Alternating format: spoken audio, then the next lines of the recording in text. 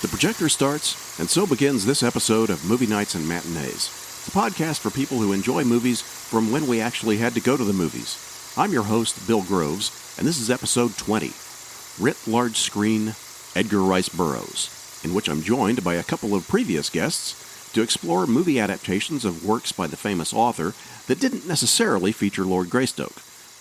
So, grab yourself a convenient vine, or maybe a cosmic beam, and let's go.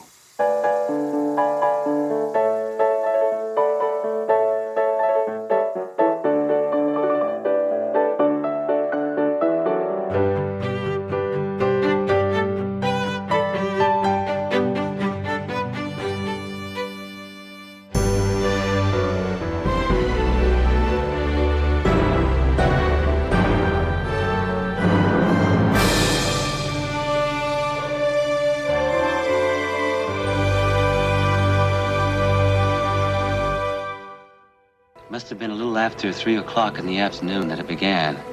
The afternoon of June 3rd, 1916. Hi, everybody. Thanks for listening. This is going to be the first of what you might call a sub-series of podcast episodes titled Writ, Large Screen, in which I'll be discussing movie adaptations of works by famous authors. The first of these is the creator of Tarzan, Edgar Rice Burroughs. And to join me in exploring such films are a couple of noteworthy prior guests. Edgar Rice Burroughs expert and author of Tarzan on film, Scott Tracy Griffin, along with pulp historian and author Will Murray. Gentlemen. Okay, now I feel like I should launch into singing A Secretary Is Not a Toy, but never mind that. Anyway, welcome back to Movie Nights and Matinees. Thank you. It's great to be here. Thank you. Likewise. Now, before we delve into our topic as such, let's do some catching up. Tracy, when we last spoke, you were nearing a special Edgar Rice Burroughs event in Palm Springs. How did that go? It came off marvelously. We raised money to put a star down in the Palm Springs Walk of the Stars. It's a similar scenario to the Hollywood Walk of Stars. They're famous. They have their own in Palm Springs. As Burroughs fans may know, he lived there for almost a year with his wife, Florence. And what I learned through researching with Palm Springs is they went back and forth for the next 4 years. They lived there in 1935, 36, and then they continued to go out to Palm Springs regularly to vacation and see their friends up until they moved to Hawaii in 1940. You know, Linda Burroughs, Edgar Rice Burroughs' granddaughter-in-law, she signed off on it as a family member, and we put the application in, and Burroughs received it. I believe he's probably the only pulp author that's ever been recognized like this. I know Ray Bradbury has a star on the Hollywood Walk of Stars. Ray was a little bit later. I think he had a story or two in the pulps. So yeah, the ceremony was marvelous. Palm Springs loved us. They loved the ceremony. We had a pretty big crowd there, probably 50 or 60 people of our group. And then, all the tourists were stopping by to watch. So the folks at Palm Springs said it was, one of them told us that it was the best ceremony they'd had in 20 years of their involvement with the project. So yeah, it just couldn't have gone better. And we had a Burroughs convention in conjunction with that, the Edgar Rice Burroughs Chain of Friendship, or ECOF convention. And that went well. We had Tommy Cook as our special guest. We had Lee Chase, who's Edgar Rice Burroughs' stepson. His mother was Burroughs' second wife. And Tommy Cook, I believe, just turned 93, and Lee Chase is 94. So it was great to get these two nonagenarians there talking and reminiscing, and it was just a marvelous time. Good. That sounds like a lot of fun. Now, Will, when you joined me for episode 6, although our topic was The Shadow, you were on the verge of publishing a new novel of interest to Edgar Rice Burroughs fans, which was in fact a sequel to a prior one in which Tarzan and John Carter joined forces. So how has Return to Mars been received? Very, very well. It's getting good reviews on Amazon. And the hardcover is selling briskly, in large part because there's a bonus story. We got permission from not only the Burroughs estate, but the literary people who are in charge of Sir Arthur Conan Doyle's properties. We got permission from both to have a short story, or novelette really, in which Tarzan and Sherlock Holmes meet. And the story takes place in that window where Lord Greystoke, John Clayton Lord Greystoke, is living in London. And at that time, Sherlock Holmes was retired, but he reaches out to Holmes in retirement for help with a special project. And so we have the first authorized Tarzan meets Sherlock Holmes story. Well, that sounds really cool. Tapping into an entirely new literary audience with that one, it sounds like. Now, as I alluded to earlier, although I think it's fair to say that most people associate the name Edgar Rice Burroughs with Tarzan, today's discussion isn't going to be especially Tarzan-centric, mainly because Tracy and I covered that pretty thoroughly in episode 2. So if you haven't listened to that one, then please do. Nevertheless, it's probably only fair to do a bit of an introductory recap of how the author's first book came to be published, since it will be prominently featured in our conversation later. So, Tracy, if you could take a couple of minutes and refresh our collective memory there, that will get us out of the gate. Okay. Well, Edgar Rice Burroughs grew up the son of an upper middle class family, so he had money, and he traveled around the country, never really could decide on what he wanted to do, tried a lot of professions, and was flipping through the pulp magazines one day and saw the stories and said, well, I could do this as well as these stories. Here was this frustrated creative who had tried door-to-door sales and every other soulless profession you can imagine. So he wrote a story and he sent it off, and it was purchased. That became A Princess of Mars. The magazine did not buy his second story, The Medieval Adventure, An Outlaw of Torn. He had to sell that to another magazine down the road. His third novel was Tarzan of the Apes, and he really, hit it out of the park with that one. It is just probably, I think, his best novel, because I think he sort of hit his creative peak. And Tarzan was such a success that writing became his profession. At that point, it became a job and his moneymaker. He was no longer doing it to please himself and show what he could do. And, I love all his work, but I think Tarzan of the Apes really was a high point. The editor read it in one sitting. All the other editors read it and loved it. They printed it in one issue. They didn't serialize it. Newspapers picked it up and started serializing it. And then the book came out in 1914. And as soon as he got the book, he started pitching it to film people. So we can get into that in a little bit. But that's basically the story. Tarzan of the Apes really won him fame. And he did a lot of other things, 11 books in the Mars of Barzoom series and other, sort of proto-science fiction and fantasy books, and about 80 novels in all. So he was a very prolific author and one of the best-selling authors of the 20th century. Yeah, and you mentioned in passing in our prior discussion that you discovered him at the age of 9, but you didn't really get into any details on that. What was the first book that you read that kind of got you hooked on him? Well, I think all of us sort of know who Tarzan is through that sort of cultural osmosis. And my brother had the lunchbox, so I would ask my parents. They had a pretty large library. Do we have any Tarzan books? And I didn't know what a Tarzan book was, but they didn't really cater to that sort of fiction. So I walked into a bookstore. We had a small town bookstore, population of about 12,000. And I walked in and they had all the Neil Adams paperbacks on a rack. And I must have stood there for over an hour reading every one, the insides and the blurbs. And I started with Tarzan of the Apes because the covers were just fascinating. The Leopard Man, Tarzan and the Leopard Man, Tarzan and the Lion Man. Neil Adams, sure. Yes. But I wanted to start the journey with the original. So I started with Tarzan of the Apes. Did you exhaust the Tarzan series before you moved into his other characters? I did. I did them one at a time. I did the Tarzan series, then I did the Mars series. The bookstore didn't have the Ace books, so I found those at a mall in another town. And so I sort of went in the order of popularity, yes. Okay. Will, how about you? How did you discover Edgar Rice Burroughs, the author? It was late 1968, and I was starting to transition from reading Marvel comics to paperback novels. So I was sampling different writers, different books. And I walked into this little hole in the wall where they sold books without a cover for a dime, which enabled me to sample more for less money and graze, so to speak, until I found authors I really liked. And there was a coverless copy of The Gods of Mars. It looked interesting. I bought it. I read it. And I was immediately captivated and began looking for the rest of the Mars series and then the other series. And because I'd grown up on Tarzan, and I liked Tarzan, but the Tarzan of the films tended to be, not a character I would necessarily want to read in a novel. I didn't get around to buying the Tarzans till 1971, which is 2 or 3 years later. And then, of course, I read them. And so I was a little later to Tarzan than I was to the bulk of Burroughs' work. Okay. Something just occurred to me that I probably should ask, and it doesn't have a strong tie-in in terms of the movie aspect, but I think of Robert E. Howard. And people generally know him by virtue of Conan the Barbarian, maybe Red Sonja, and that's about it. It just seems like Burroughs was uniquely broad in his scope, and I guess you might say imagination. Now, I say that not having read any Robert E. Howard, but just based on the familiarity that I have of exposure through comic books and just kind of the fandom conversations and things like that. Do you have any thoughts on comparing the two?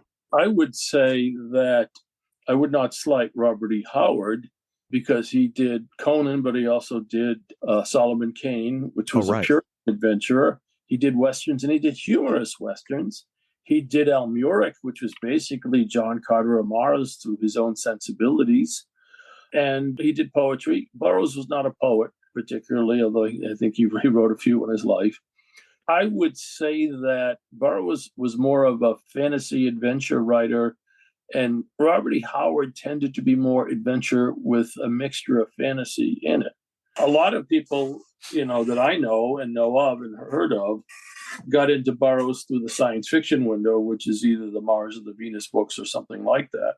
So not everybody gets into it through Tarzan because I think the movies have made Tarzan famous, but have devalued him as a literary property, at least in my generation. You wouldn't necessarily want to read a novel that reads like a Johnny Weissmuller Tarzan movie, even though you might like the Johnny Weissmuller Tarzan movies. It's like, I don't want to read about a character who says me and points to his chest and has a pet chimp and all that stuff. But that's my opinion. I would put them on the same pedestal. They're both tremendously influential, and they are, at their core, adventure writers. Yeah. Okay. Yeah, that's fair.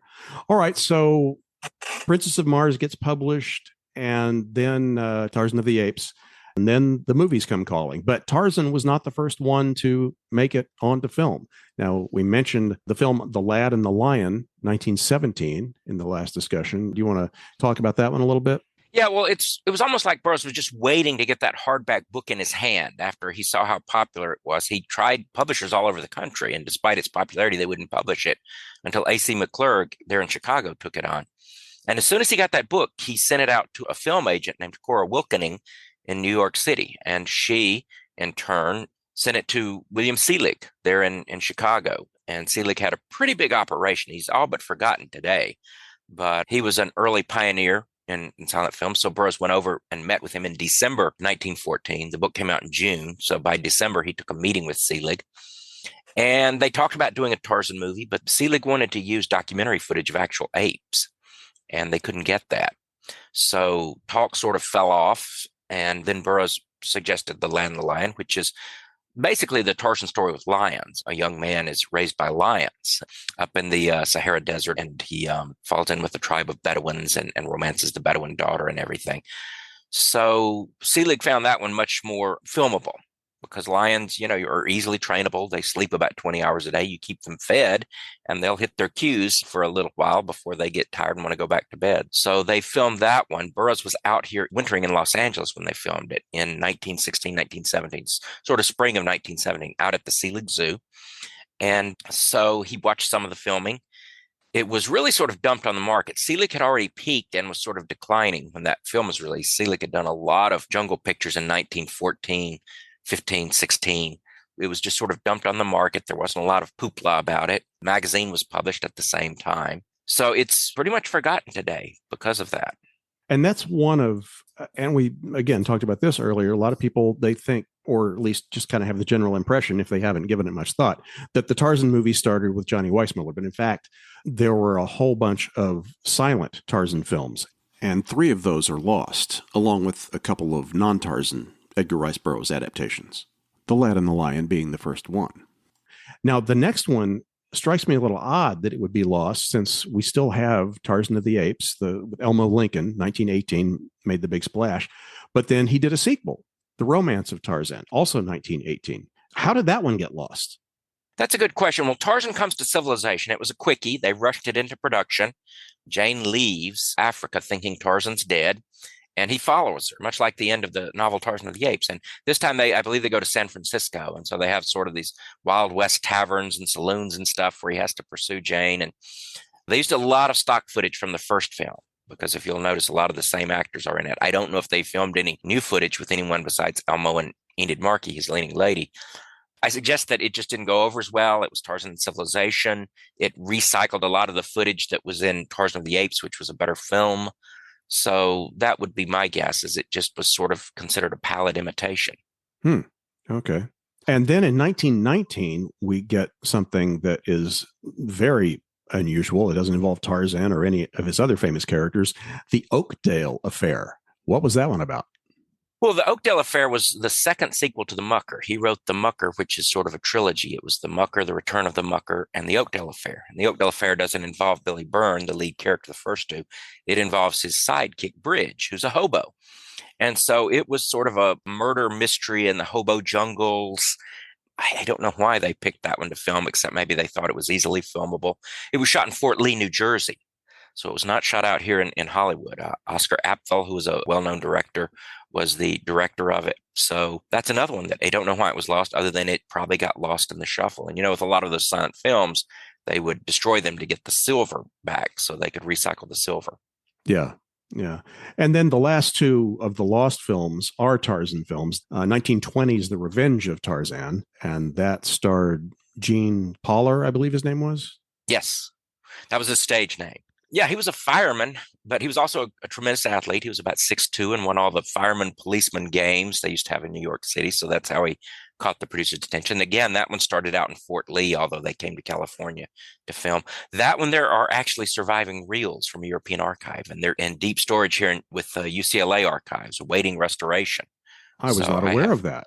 Yes, there are some reels, and I have prodded them and tried to get them because it's Pollar's only camera appearance. Yeah. And he worked with Live Lions. It was supposed to be an exciting film. So hope remains eternal that we'll see him on the screen one day. So you haven't been able to get in there even just to look at them? I believe they're probably sealed. I don't know if because once you open, you can't really stop and start the restoration process, is my understanding. Once these things are so fragile, once you open it and sort of commit to restoring it, you've got a 6-figure project on your hands. So yeah, they're not letting folks in to sample the wares, unfortunately. Yeah. Well, hopefully something will change there, because I know a lot of people would love to see that. And then we get to the first of two serials starring Frank Merrill as Tarzan, Tarzan the Mighty, which is lost, and then Tarzan the Tiger, which is not. And I had some discussion with Ed Hulse when we talked about cliffhanger serials. And although Tarzan the Tiger is, I guess, generally highly regarded, apparently the contemporary reviews suggested that Tarzan the Mighty was actually the better film. Possibly, it was based on Jungle Tales of Tarzan, and they did a lot of ballyhoo for it. They serialized it in the newspaper, so you can get the novella of the film today. We kind of know what it was about. They did a lot of publicity photos and releases. Natalie Kingston was quite beautiful in the role. And it was sort of a reverse. Tarzan the Tiger was a quickie they rushed out to capitalize on the PR. They didn't do nearly as much publicity and PR for Tiger as they did for Mighty. But again, probably, Universal purged their films, all their silent films, burned them all up, because the nitrate was so unstable. And of course, Tarzan the Mighty was based loosely on Tarzan and the Jewels of Opar. Tarzan the Tiger, you mean? Yes, I'm sorry, Tarzan the Tiger. Tarzan the Mighty was based on Jungle Tales. It's an interesting fact that all 8 silent films were based on the novels. After the silent film, Burroughs got so burned out on the way they were treating his character. When he signed it with MGM, he said, "You can take the character, but don't touch my novels. Don't use anything out of the books." And so, as Will said earlier, Johnny Weissmuller is a completely different character. That's why Burroughs sold them the character, but he didn't want his novels touched anymore. So it wasn't until Greystoke that we saw, or the Filmation cartoon, that we saw a Tarzan novel on screen again. It's an interesting factoid of Tarzan the Mighty that the man who played Tarzan, Frank Merrill, was the first cinematic Tarzan to swing from a vine, something that was not in the original novels. He was a rope climbing champion and an Olympic ring. So who knows if they just did that to sort of take advantage of his strengths, the same way they worked the swimming in. Swimming became such an institution. They had swimming scenes in the Gordon Scott movies and everything. And it was because they hired an Olympic swimmer and they wanted to capitalize on what he did. Frank Merrill was a champion rope climber. Yeah. Well, and he was also one of the beefiest Tarzans. I mean, he and Gordon Scott, I think, topped the list there. So, Will, I mean, you mentioned Tarzan the Mighty. Of the silent films, do you have any particular thoughts on any of those that you like? I haven't watched any of them. I watched very few silent films. They require a certain amount of attention. Honestly, I think they would work better in a theater and not watching it on YouTube or on TV, where I think their values are better expressed in the large screen. So I don't tend to gravitate towards silent films. I've seen Metropolis and Dr. Caligari and things that have certain currency as transcending the silent film medium. but I haven't really watched any of these things, except maybe a snippet here and there. But I'm not a huge fan of Tarzan in the theaters, although there have been some pretty good movies with Tarzan that I've liked. And I've watched a lot of them, but my interest doesn't take me to the silent films particularly. Okay. Well, then we get into the talkies, and it's fair to say that Edgar Rice Burroughs on the big screen is dominated and pretty much defined by Tarzan for the most part. But there are a few exceptions that come along here where some other works of his find their way in. And the first one is interesting, and I didn't really know about this one until recently, and that's 1936, The Lion Man. And that's ostensibly a remake of The Lad and the Lion. Well, I've tried to research this. There's very little out there about it at the Margaret Herrick Motion Picture Library. They did very little ballyhoo. They just, again, sort of dumped it on the market. It was not authorized by Burroughs. I did discover that. I think in my early preps in Tarzan Centennial Celebration included it in the Burroughs films. I think it belongs more with the unauthorized Burroughs films because he did not authorize it. And it remains a question. Was it an idea? Was it based on Lad and the Lion? Was it based on the book? Was it based on the prior film? Or did someone just have the idea of let's have a desert romance with lions and Bedouins? That's a good question. Well, it's on YouTube. It's an awful print, but in the credits, it does attribute The Lad and the Lion as being the source material.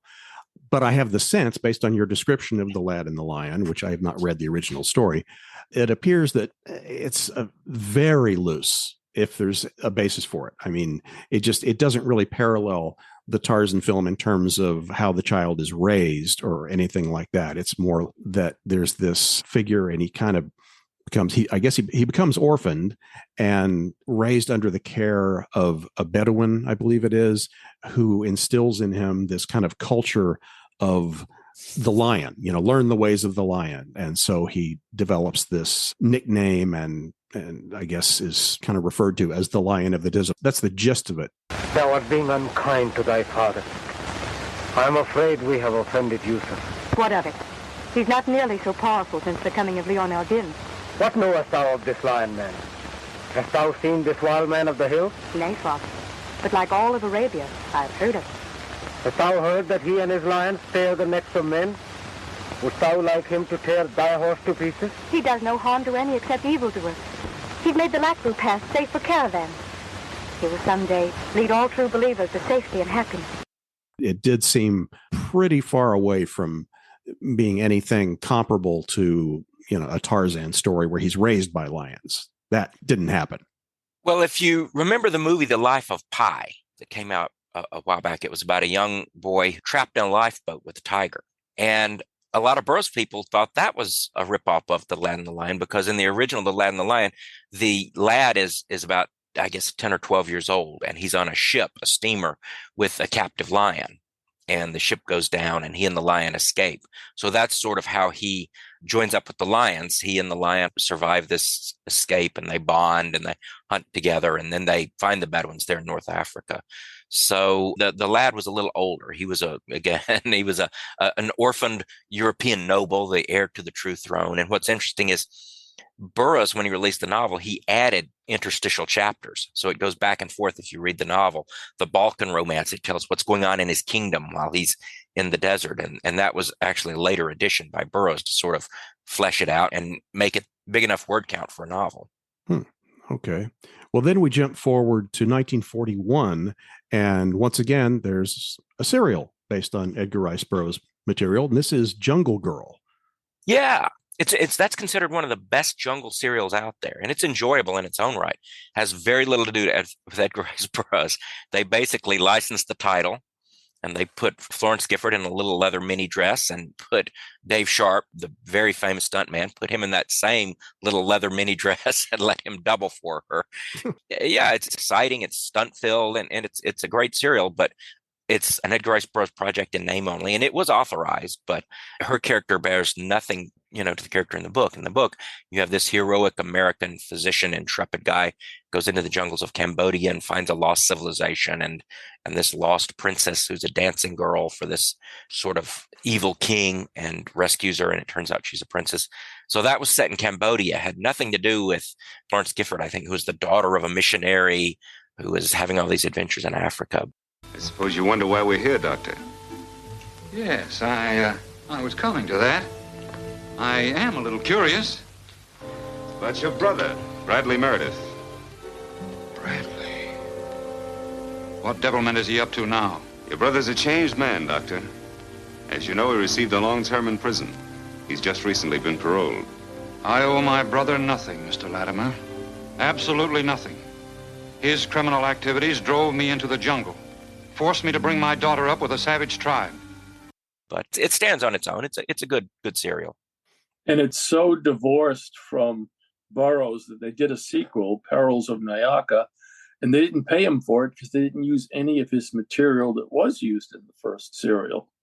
So they kind of pulled the rug out from underneath him by, essentially recreating a character under his banner and then running away with it. She was also in comic books. I was about to ask. I thought, wasn't there a comic strip or comic books of her? There was a comic book, and it never said it based on Edgar Rice Burroughs in it, as far as I know, because he never created the name Nyaka. He created elements that were synthesized into the first serial and then carried over into the second. Yeah, I haven't seen that second one.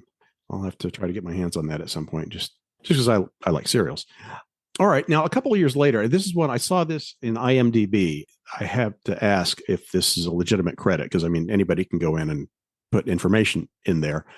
And that is that one of the Fleischer cartoons, the Superman cartoons, 1943, called The Underground World.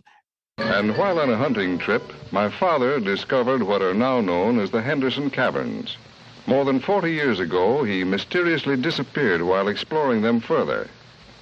Recently, I found these maps and charts he left, suggesting that still greater wonders and mysteries lay beyond in this vast underground world. It indicates that it's based or partially based on Burroughs at the Earth's core. Does that sound right at all? No. In one word, no. Okay. I mean, the idea, Burroughs was a pioneer, and having a giant drill that you could drive into the Earth's core, I think, was original for him, and it's been copied brazenly. When I was a kid, there was a comic book, Cave Carson, and they had a thing called the Mole Machine, which was a copy of the Iron Mole, which was from at the Earth's core. But underground civilizations became a staple of science fiction. I mean, Doc Savage dealt with at least two of them, and maybe three if you want to fudge it.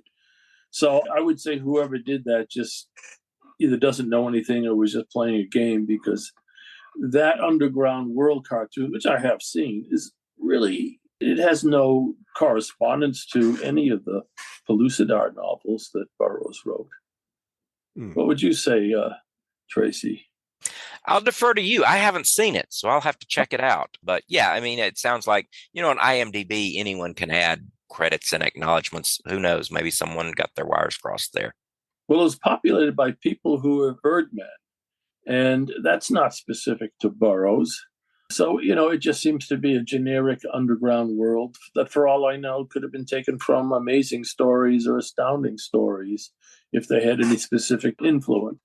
Then there's a very long lull. I mean, the Tarzan movies continue to be produced for several decades, and TV series even.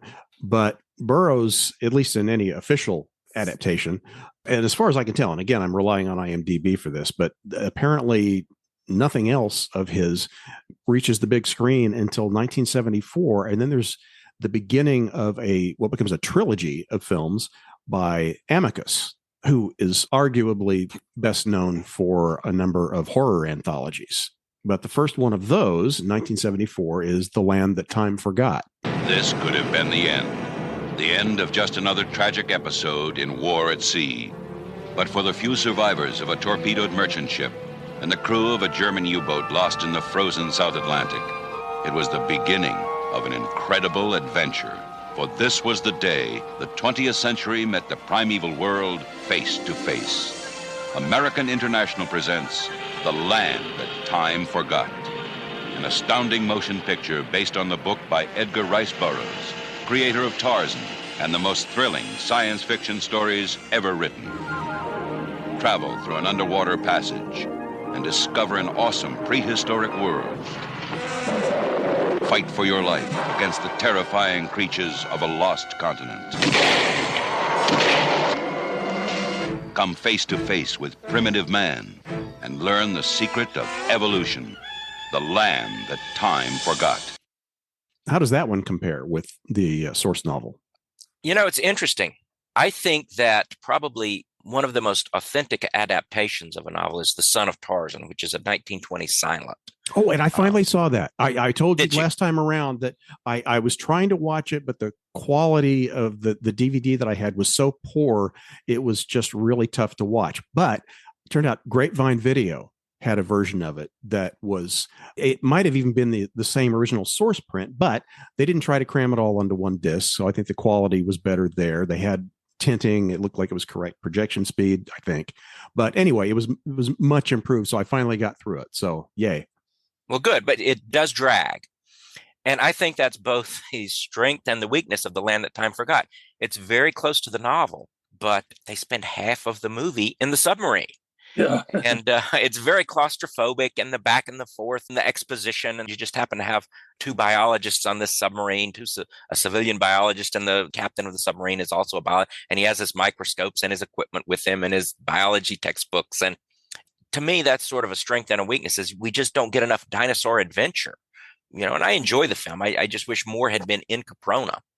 I have the opposite feeling. I thought the submarine stuff was interesting, and the characterizations, the interplays, and the swapping back and forth, the control in the submarine, and finally, when they get to Caprona, the truce they create was reasonably plausible. I mean, for a Hollywood film. My eyes started to glaze over when they got to Caprona because they kept encountering puppet dinosaurs. And I've been on a lot of movie sets covering films for Starlog and Fangoria and magazines like that. And I know a lot about practical effects versus special effects. And I know special effects in those days were weak. But they kept shooting at these dinosaurs with these big, white, long teeth. And I'm thinking, you know, it would have taken, and the teeth were not harmed. Dinosaurs would drop over dead, but you wouldn't see much in the way of wounds, at least not on a small screen. I don't know how it looked in the big picture, but I'd said, you know, if I were on that movie set, I would tie some wire to a few of those teeth and yank them off during the shootings to at least give the semblance of bullets striking and the dinosaur getting injured, because you need to bring those things to life as practically as you can and as strongly. And, you know, if you would have turned down the sound, those dinosaurs are ridiculous. It's the sound that makes it work. It makes it seem real, or gives us a semblance of reality. One little trivia thing about that film is Doug McClure, who played Tyler Bowen, turned down the part, and they got better funding for it after hiring Stuart Whitman, who was on the Western TV show Cimarron Strip. And, you know, Doug McClure was known for playing Trampas on The Virginian, another Western. And when they got better funding, they went back to McClure and offered him better money, and he ended up taking it after all. Originally, that was going to be a Stuart Whitman film. And that was significant because in the next two movies, he was in them, either as the lead or the second lead. So I thought that was interesting. The other thing that was funny when I was reading up on this is the German captain, I guess he was a British guy, they had to dub his dialogue. I didn't notice it until after I watched the film and looked it up, and I said, oh, that dialogue was dubbed. That was a good job. I didn't see any lip sync issues. Yeah, apparently McInerney played the character very campy, very over-the-top, stereotypical evil German. And as you said, they wanted a little more nuance in the characters. There's sort of some interesting interplay. It's not all black and white. You have these mortal wartime enemies who have to join forces. And they got Anton Diffring to dub him. And it was a good job. It's not out of sync or anything. It's a pretty good dubbing job. Yeah, it certainly didn't occur to me there was anything going on with that. I just recently saw those films, so my perspective is definitely fresh on those. I liked The Land That Time Forgot pretty well, I think, in large part because, by contrast, I had just watched At the Earth's Core. It was the scientific marvel of the century. A mighty juggernaut to blast through the solid rock of the Earth's mantle, 4,000 miles into the heart of our planet. We've been on top of the Earth long enough. It's about time we found out what's underneath. Grand scale adventure from the world's favorite writer of fascinating fiction. Edgar Rice Burroughs' At the Earth's Core. The astounding discovery of a strange, forbidding land, a primeval nightmare world whose shadows hid the nameless terrors that were yet to come. Starring Doug McClure, Peter Cushing, Caroline Munro. Take the most terrifying journey of your life.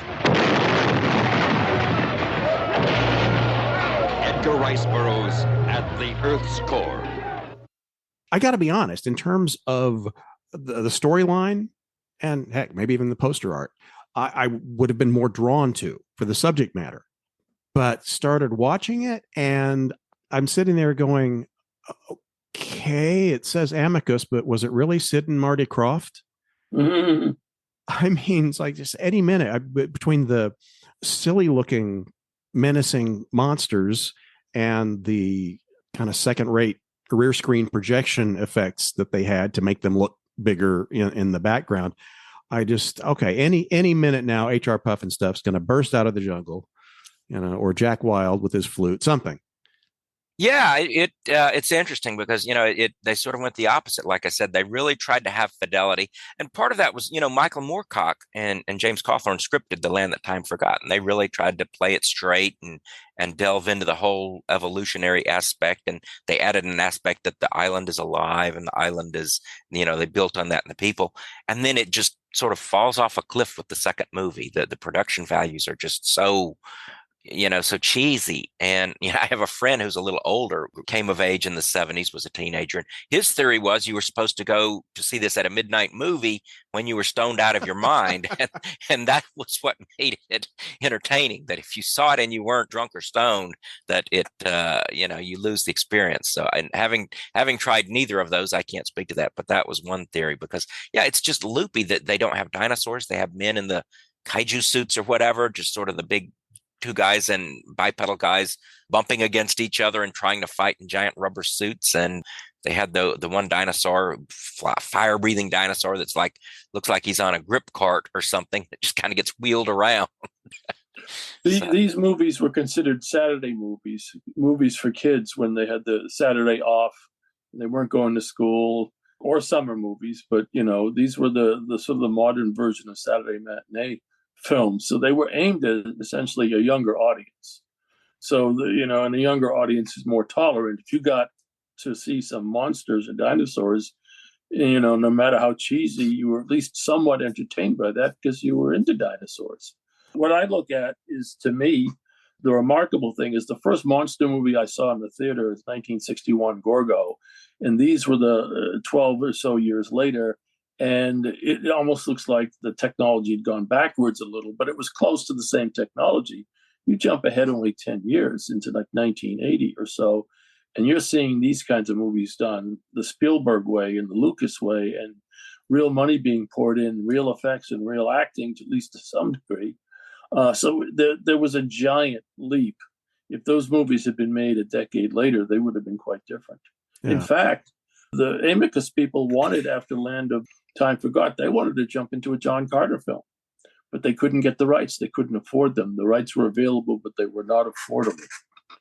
So I don't know what kind of John Carter movie we would have gotten then, but it would have been interesting to at least had that opportunity to see one. Yeah. As I was watching At the Earth's Core, I thought to myself, okay, if I had seen this as a kid, I might have eaten it up. And so I might have some nostalgia for it now. But that not being the case, I didn't have a lot of patience with it. And then watching after that Land That Time Forgot, I thought, okay, well, this is considerably better. I mean, it's not Ray Harryhausen. It's certainly not Jurassic Park, but it's definitely an improvement over the one I just watched. Yeah, and I think that's, Will mentioned the lack of gore. They're just pumping bullets and shooting these dinosaurs, shelling them, and there's no blood. The rubber monster just kind of flops over. You can tell it was a child-friendly audience. It was done for that. Yeah. Well, and then they do the sequel. And this strikes me as a little odd. Did it just not occur to them to do the sequel until later on? I mean, that waits until 1977. Well, At the Earth's Core was 76. So that's 2 years after Land That Time Forgot. And then the year following that, 77, that's when you get The People That Time Forgot. They have found what they came for. That incredible lost world shut off by a towering wall of ice. from which had come strange tales of wonder.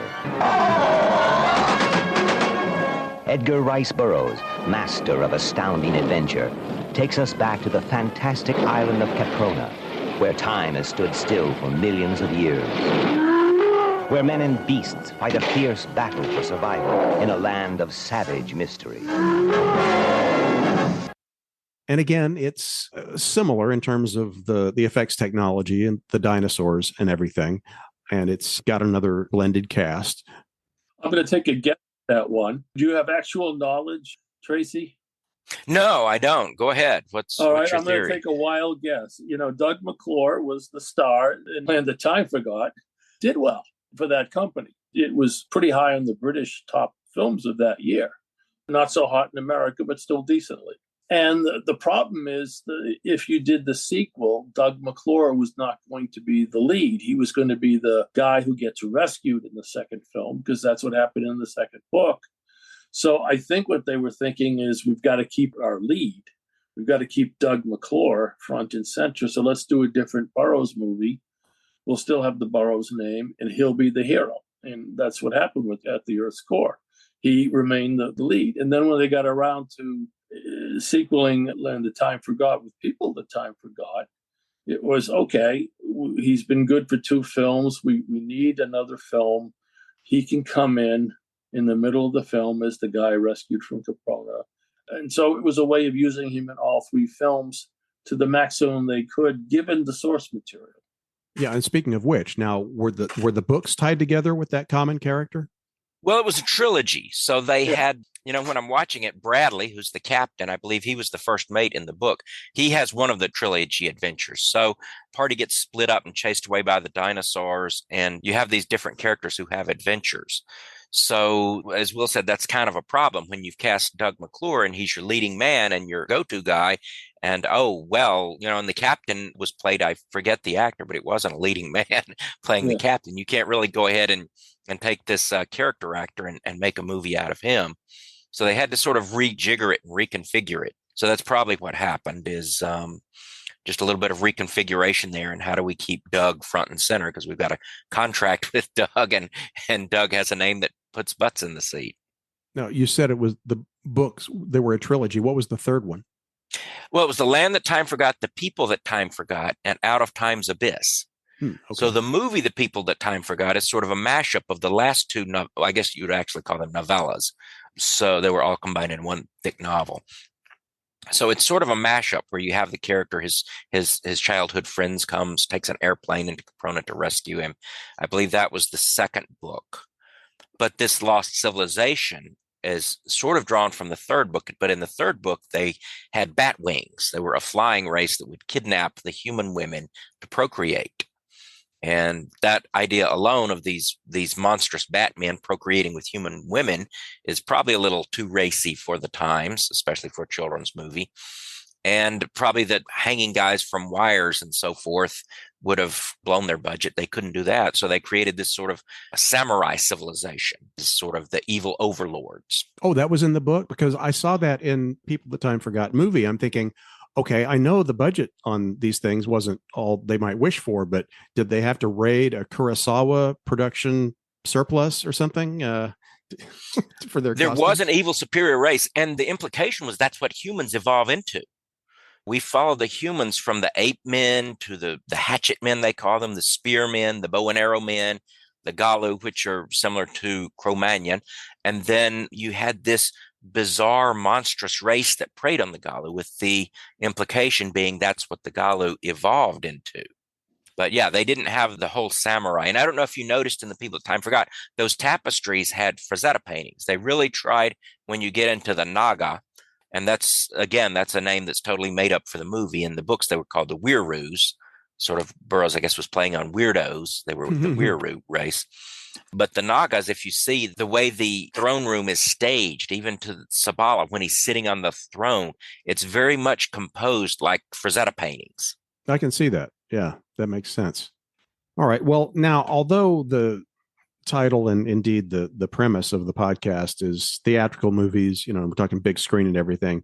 I just feel like I have to touch on the fact that in 2009 there were two adaptations for direct to video, and one was another adaptation of The Land That Time Forgot. Now, I've not seen either of these, but Tracy, I'm guessing you have. Oh yeah, I've seen them a few times.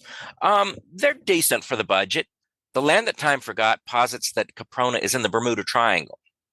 And sort of an interesting take that you have. And this is just me. They have a pleasure yacht or something that gets lost in the Bermuda Triangle.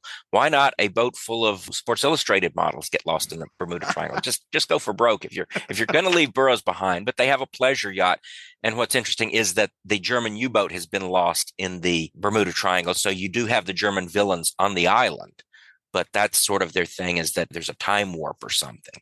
And they have the dinosaurs. The CGI dinosaurs were on about the same budget as the rubber puppet dinosaurs. So there's not a lot to recommend the CGI, but the acting is okay, and sort of the sense of the drama and everything for a low budget film, if that's your bag. Princess of Mars was interesting because it actually seems to hew to the novel a little better than the John Carter movie. And they had Tracy Lords as the Princess of Mars, I guess going with the biggest name they could get. Antonio Sabato Jr. played John Carter. And it was in modern day. He was over in Iraq, and he's got an enemy who is sort of matching wits with him. He's a sniper, I think, and the enemy Iraqi or, Afghani or whatever, wherever he was in the Middle East. They both get transported, and this guy becomes sort of a warlord on Mars while he's going through the adventures with the Tharks. Budget-wise, they couldn't do Tharks, they couldn't do Thoats, so that's sort of a downside that you had the big hulking two-armed green men. But otherwise, it sort of hews to Burroughs' plotline, and I thought it was interesting. Will, have you seen either of those? I saw a big hunk of Princess of Mars on video, and it was okay for a while, but it just didn't hold my interest. My feeling about movies like that is I appreciate faithfulness, but it's not mandatory, because if faithfulness gets in the way of a good movie, then let's throw faithfulness out. And I thought that this was direct-to-video film. It had a certain reality. I just didn't get caught up in the story the way I would have wanted to. Okay. Well, and then Tracy, you referred to it there, and that's next on the list, and that is the 2012 production of John Carter. Now, that had been in what's commonly referred to as development hell, I guess, for a few decades in one form or another. I remember at one point I was interviewing for a job at Disney. I don't remember what the job was I was interviewing for. I don't even remember what department, but whatever. There was a copy of the script, or of a script for Princess of Mars, in the office of the guy I was interviewing with. And so I remember that and thinking, oh, good, I hope that means it's going to get made soon. Well, not so soon, because we're talking about back in the, 90s or something at this point, but did finally land and get produced by Disney. Mars. So you name it and think that you know it. The red planet. No air, no life. But you do not know Mars. For its true name is Barsoom. And it is not airless, nor is it dead. But it is dying. I haven't run across anyone who doesn't like it, who doesn't think that it was a good movie. I liked the 3D of it as well, but it just didn't make enough of a splash. Yeah, I'm curious. Before we delve into it, I'm curious, Will, because you had that long career as a roving reporter for Starlog. Did you ever run into any scuttlebutt about this? Was this on Starlog's radar at any point? Starlog was pretty much kaput by that time. The magazine folded as a magazine in 2009. It was on an internet presence for a couple more years. And I don't remember anything that you probably don't know, which is the title was a problem. There was a change of regime. That's always doomy in terms of prospects of a film. It cost a lot. I loved the movie, by the way. When I saw it in the theaters, I liked it a lot. I'd been enough distance between the last time I read Princess of Mars that I wasn't looking at it from the faithfulness standpoint. But I think the thing that people keep talking about, which is unfortunate, and it goes to a larger issue with terms of Burroughs' popularity, is that Star Wars got there with similar kinds of energy, shall we say, as well as landscapes and creatures, as did, the Avatar film, the first one, which I think was out around that time. I don't remember the exact year. And people saw it as derivative, where it was not. It was seminal. And it really hurts a film to be seen as derivative, no matter how lavishly mounted it is, how much it costs. Because people say, well, I've seen that. And people were already enamored of the Star Wars universe. It was a phenomenon long before the John Carter movie. So that had there been a John Carter movie before Star Wars or at the same time Star Wars was around, it might have been a competing cinematic universe.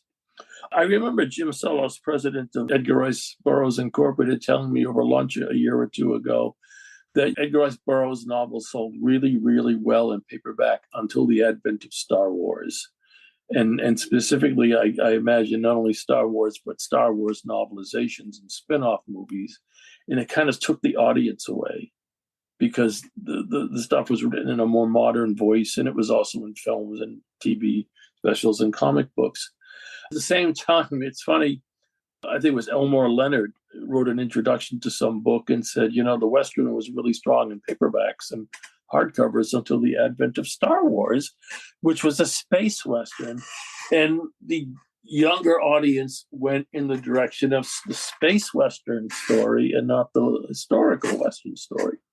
So basically what I'm saying is that regrettably, it took too long to make a John Carter film, and Star Wars essentially stole the Gestalt and ran off with it. Well, that's too bad. And seems a little odd because I remember in the 80s, of course, Marvel did a Star Wars comic series. And around that time, they also did a really nice John Carter series. Yeah. And I would have thought that might have built up the audience, enough for them to explore it. But of course, you are talking a huge commitment and budget.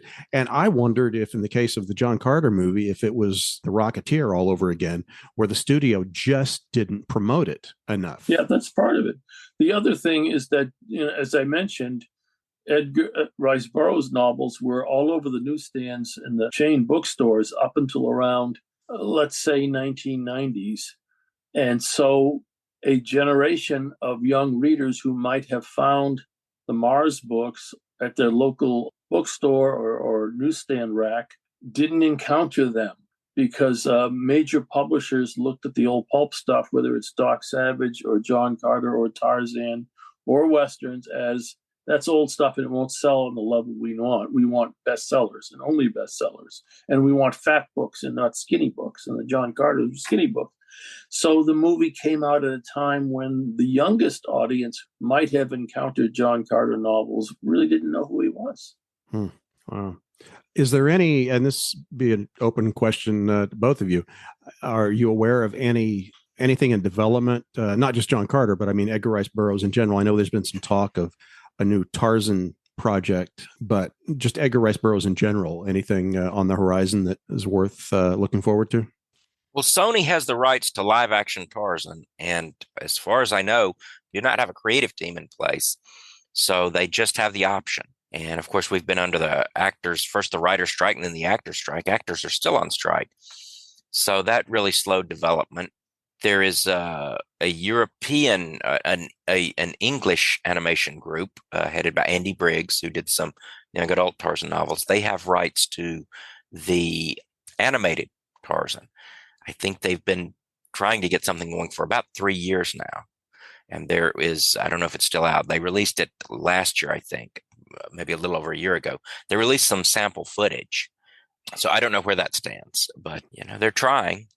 Haven't heard anything, in terms of John Carter. I know the company says they have this and that and the other under agreement or option or whatever, but I don't think there's really any forward movement on anything else. Nothing really to, as you say, to sort of spark interest or to strike the fans' fancy. We're in a bit of a lull here. Okay. Well, we just keep hoping. So what about you guys? First of all, Will, do you have any new interesting books in the works? I mean, is John Carter going to go to Pellucidar or anything? I would love to do a third Tarzan on Mars, but Tarzan hates Mars, and coming up with a plausible reason for him to go back eludes me. So I pitched the Tarzan idea to take him someplace else. And all I want to say about it, since I haven't gotten feedback except, early positive, we like the idea. Albuquerque? I know. It's Tarzan Plateau of Dread is the working title. And I like taking Tarzan out of his African jungle, put him out of his element, and challenge him with new ways in new environments. And that will be one, something like that. Okay. That sounds like fun. And Tracy, what's on your schedule? Upcoming appearances, special events? Just kind of taking a break after the whole Palm Springs hoopla. That took us about 18 months from start to finish. I still research and write and have enough material for numerous nonfiction books on the Burroughs films and so forth. It's interesting that I grew up as this hardcore reader of the novels, and that was always my interest, was the literary Tarzan. And I remember when I moved to LA, I saw a big ad for the Hollywood Collectors Show, which is this big autograph signing show they used to have out at the Beverly Garland. Oh, yeah. And Gordon Scott and Woody Strode were appearing. And I had seen the Tarzan movies here and there, and I just thought, okay, I'll go out and see them. And I went out and I met them and just talked to them about their lives and their careers. And it was so inspiring talking to both of these men, the stories they had. And it just kind of clicked with me. I mean, this is sort of something I knew, I guess you can say academically, but it didn't really resonate in my heart because my heart is literary, that, okay, the world is cinematic, these guys, these stories that the world wants. And that's where I sort of shifted my focus to the films, because we had that wonderful book by Gabe Esso, Tarzan of the Movies. And then Dave Fury did a book probably around the time I met Woody and Gordon. Kings of the Jungle. Kings of the Jungle, yes. And both of those were highly sourced by me. But it occurred to me that there's so many stories from these actors that haven't been told. And there was really no one sort of covering that beat, as it were. Will does excellent work with the literary Tarzan, and there are other writers in that field doing a great job with it. But we just didn't have someone sort of boots on the ground delving into the film history and stuff. And so that's when it sort of shifted focus. And Danton Burroughs and I put a proposal for the book that became Tarzan on film in front of Disney back in 1997. And Disney didn't bite. They only wanted to promote Disney's Tarzan. They didn't want to delve into so, and my perspective, which was sort of different from Gabe and Dave's, was I was going to look at the men who played Tarzan, sort of delve into their biographies. It's going to be a book of biographies. And so that didn't come about. It just sort of, never fully went fallow. I just kept researching and digging. And then when I did Tarzan the Centennial Celebration, I may have told you this, my follow-up was going to be to do the same treatment with John Carter and everything else. Right. Do a book on all of the John Carter Land That Time Forgot, everything, a big coffee table book. And Titan said the John Carter film just didn't do too well. How about another great book on Tarzan of the Movies? That was what Nick Landau, the head of Titan, he really liked, again, the Gabe Esso, but he felt like it was time for a new one. And so he was the one that pitched the films, and I was able to sort of hit the ground running because I'd done so much research. So yeah, I leave the literary aspect to Will and the other guys who really have had a career of it. And I stick more to the film history and the history of Burroughs and his family. There's always new archives going online all the time. So there's always something new to find out. Yeah. Well, very good. So now, since I've had you both on before, and I've asked you my standard question of my guests, which is describing your most memorable movie-going experience, and you've done that, I've got another question that I'd like to throw at you, and that is, if you could rent out a movie palace for one evening and invite, a few hundred of your closest friends, what movie would you show them? And it doesn't have to be, tied to today's topic. Who wants to go first? I'll go first.